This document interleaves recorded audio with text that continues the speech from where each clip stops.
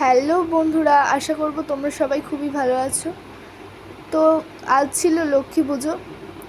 জানি লক্ষ্মী পুজোটা অনেক দিন আগেই হয়েছে, কিন্তু আমার ছাড়তে একটু দেরি হয়ে গেল।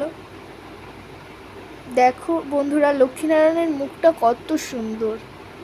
প্রত্যেক বছরই আমাদের লক্ষ্মীনারায়ণকে ধানের উপর বসিয়ে এবং প্রত্যেক বছর মন্দির থেকে নারায়ণকে এনেই পুজো করা হয়। এবছরও তাই হয়েছিল। অনেক ধরনের মিষ্টি এবং ফল দিয়ে পুজো করা হয়েছে এবছরে।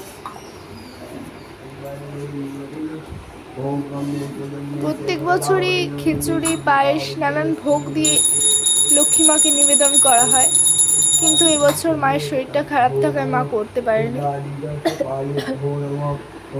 আমারও শরীরটা খুব একটা ভালো নয়। তো তোমাদের কার কার ঘরে লক্ষ্মী পুজো হয়েছে জানাতে ভুলবে না। খুব সাধারণ করেই আমাদের লক্ষ্মী পুজোটা হয়েছিল এবছর। পুজো শুরু করে দিয়েছে বাবা। আমাদের ঠাকুর ঘরটা খুবই ছোট, অতটাও বড় নয়।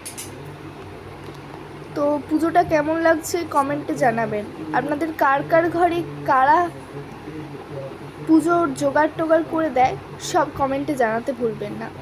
ভালো লাগলে সাবস্ক্রাইব করবেন। আমার বাবাই প্রত্যেক বছরই করে পুজো।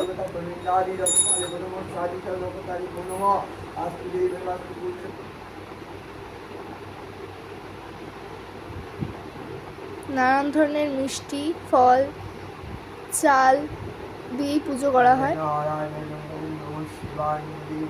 প্রত্যেক বছর ভোগ দেওয়া হয়, কিন্তু এবছর তো দেওয়া হলো না।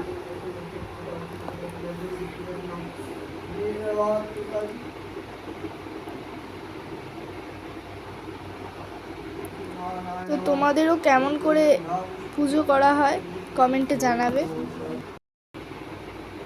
এবং ভালো লাগলে লাইক, কমেন্ট, শেয়ার করবে। ধূপ প্রদীপ জ্বালিয়েই ঠাকুরের পুজো শুরু হয়েছিল। বাবা পুজো করছে। ভালো লাগলে লাইক, কমেন্ট, শেয়ার এবং সাবস্ক্রাইব করতে ভুলবেন না। বাই।